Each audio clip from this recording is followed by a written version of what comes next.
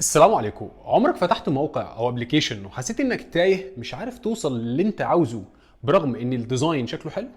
خليني اقول لك ليه. ده ببساطه يا صديقي لان الانفورميشن اركتكتشر مش معمول صح. الاي اي يا صديقي وده اختصار للانفورميشن اركتكتشر، دي هي الطريقه اللي احنا بنرتب بيها المحتوى والمعلومات جوه الويب سايت او الابلكيشن بحيث المستخدم يوصل لهدفه باقل مجهود ذهني. يعني تقدر تعتبره هو الاستراكشر اللي بيخلي التجربه تكون منطقيه وسهله على المستخدم. يعني تخيل معايا موقع اي كوميرس فيه 200 منتج.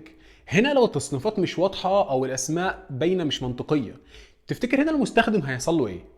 بالظبط كده، هيزهق ويشوف موقع غيره. ولكن لو الاي اي معمول صح، هنا المستخدم هيقدر يوصل لأي منتج هو عاوزه في أقل من ثانيتين. وده معناه تجربة سهلة وسلسة ومريحة. وده بالظبط يا صديقي اللي بتشوفه في كل مرة بتدخل على أمازون. دايما بتلاقي التصنيفات في امازون واضحه ومبنيه على عقليه المستخدم مش عقليه الشركه. هم فاهمين المستخدم بيدور ازاي، فبنوا الاستراكشر كله بناء على المنتال موديل بتاعه. وطبعا مش هقول لك ده من ناحيه البيزنس معناه ايه.